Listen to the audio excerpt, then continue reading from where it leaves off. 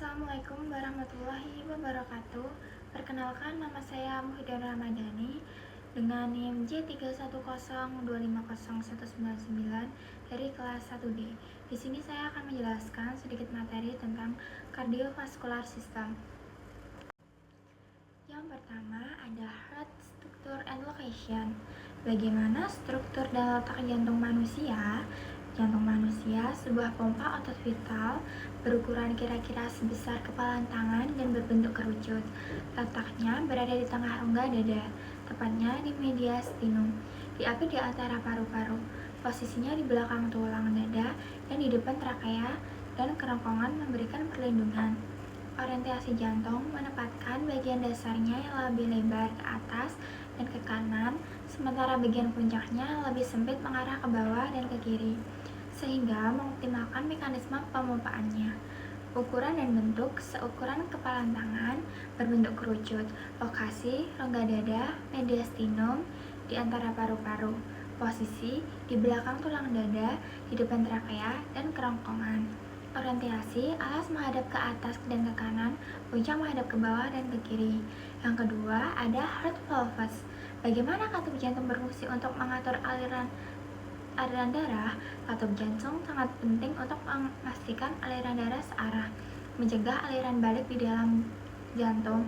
Katup atrioventrikular termasuk katup tricuspid dan mitral mengontrol aliran dari atrium ke ventrikel. Katup semulunar khususnya katup pulmonal vertikal kanan dan aorta vertikal kiri mengatur aliran darah yang keluar dari jantung ke arteri utama. Tindakan membuka dan mentutupnya yang sangat tepat penting untuk menjaga sirkulasi darah yang efisiensi dan searah sepanjang siklus jantung. Katup atrioventrikular tricuspid kanan, mitral kiri. Katup semilunar paru-paru ventrikal kanan, aorta ventrikal kiri. Fungsi katup mencegah aliran balik darah. Yang ketiga ada arterias. Apa saja jenis dan cabang utama arteri dalam tubuh? Arteri adalah pembuluh darah yang mengangkut darah beroksigen dari jantung ke jaringan tubuh, kecuali arteri besar pulmonalis. Aorta, arteri terbesar, berasal dari vertikal kiri dan terdiri dari bagian ascendent, lengkung, dan descendent, toraks, dan abdominal. Cabang-cabangnya yang banyak memasok darah ke kepala, leher, lengan, dan seluruh tubuh. Arteri utama seperti arteri karotis, subclavia, brachialis, radialis, dan ulnaris memastikan distribusi oksigen dan nutrisi penting secara luas. Secara singkat, aorta, ascendent, lengkung, descendent, toraks, dan abdominal. Cabang-cabang aorta ada memasok kepala, leher, lengan, dan badan. Arteri utamanya karotis, subclavia, brachialis, radialis, ulnaris, dan lain-lain. Yang keempat ada heart blood supply. Bagaimana jantung menerima pasokan darahnya sendiri? Otot jantung meskipun terus memompa membutuhkan pasokan darah khusus untuk mempertahankan aktivitasnya. Pasokan ini tersedia oleh arteri koroner yang berasal langsung dari aorta. Arteri koroner utama termasuk arteri koroner kanan dan kiri atau cabang LAD dan sirkumfleks, mengantarkan darah beroksigen dan nutrisi penting ke miokardium.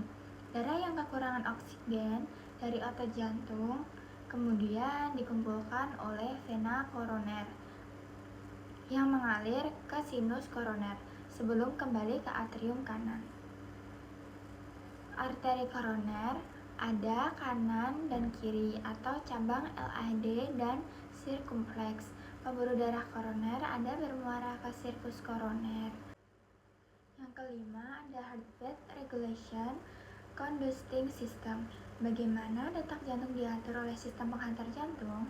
Kontraksi ritme jantung dikendalikan secara tepat oleh sistem penghantar listrik intrisik. Sistem ini memulai dan menyebarkan impuls ke seluruh jantung. Nodus sinoatrial atau nodus SA. Alat pacu jantung alami menghasilkan sinyal listrik awal. Impuls ini kemudian berjalan ke nodus atrioventrikular, nodus AV, di mana ini tertunda sebentar. Selanjutnya, ia bergerak melalui berkas His dan syarat Purkinje dengan cepat merangsang kontraksi ventrikel, memastikan pemompa darah yang terkoordinasi dan efisien. Sionatrial node SA node pengatur irama jantung memulai impuls. Ada juga atrioventricular node AV menunda impuls. Bundle of His menghantarkan impuls ke ventrikel. Selanjutnya, Purkinje fibrous merangsang kontraksi ventrikel. Yang keenam ada veins. Apa saja pembuluh darah utama dan perannya dalam sirkulasi darah? Vena adalah pembuluh darah yang mengembalikan darah yang kekurangan oksigen dari tubuh kembali ke jantung. Vena cava superior mengalirkan darah dari bagian atas tubuh, sedangkan vena cava inferior mengumpulkan darah dari bagian bawah tubuh. Kemudian bermuara ke atrium kanan. Vena penting lainnya termasuk vena jugularis, subclavia, dan femoralis. Sistem khusus seperti sistem portal hepatik mengalirkan darah dari organ pencernaan ke hati, dan sistem azygos mengalirkan darah dari dinding dada dan perut, melengkapi sirkulasi peredaran darah. Secara singkat, vena cava superior mengantarkan cairan darah dari bagian tubuh atas. Vena cava inferior mengalirkan cairan dari bagian bawah tubuh. Selanjutnya, pembuluh vena utama, jugular, subclavia, brachiocephalica, iliaca, femoralis, dan lain-lain. Sistem portal hepatik mengalirkan organ pencernaan ke hati. Sistem azygos mengalirkan cairan dari dinding dada dan perut. Selanjutnya ada heart chambers. Apa saja 4 bilik jantung dan apa fungsinya? Jantung memiliki 4 bilik yang secara efisien mengatur sirkulasi darah.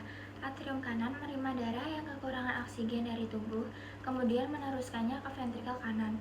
Ventrikel kanan kemudian memompa darah ini ke paru-paru untuk dioksigenasi secara bersamaan. Atrium kiri mengumpulkan darah yang kaya oksigen dari paru-paru yang kemudian dialirkan ke ventrikel kiri. Ventrikel kiri dengan dindingnya yang jauh lebih tebal secara kuat mendorong darah yang kaya oksigen ke seluruh tubuh, menggerakkan sirkulasi sistematik. Secara singkat, atrium kanan menerima darah yang kekurangan oksigen dari tubuh, sedangkan ventrikel kanan memompa darah yang kekurangan oksigen ke paru-paru.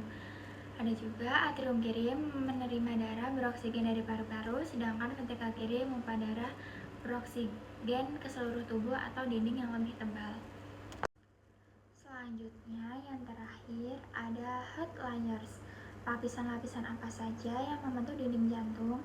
Dinding jantung terdiri dari 3 lapisan utama, masing-masing sangat penting untuk struktur dan fungsinya. Epikardium, lapisan terwal, juga dikenal sebagai perikardium visceral, memberikan perlindungan eksternal. Miokardium, lapisan tengah yang tertebal, terdiri dari otot jantung khusus yang bertanggung jawab atas kontraksi perpompaan jantung yang kuat. Lapisan terdalam, endokardium, adalah lapisan halus yang menutupi bilik dan katup jantung, meminimalisir gesekan saat darah mengalir, memastikan sirkulasi yang efisien. Secara singkat, epikardium, lapisan terluar, perikardium visceral, miokardium, lapisan tengah dan tertebal otot jantung. Yang terakhir, endokardium, lapisan terdalam, melapisi bilik-bilik dan menutupi katup. Nah, itu saja materi yang saya beri. Semoga bermanfaat. Wassalamualaikum warahmatullahi wabarakatuh.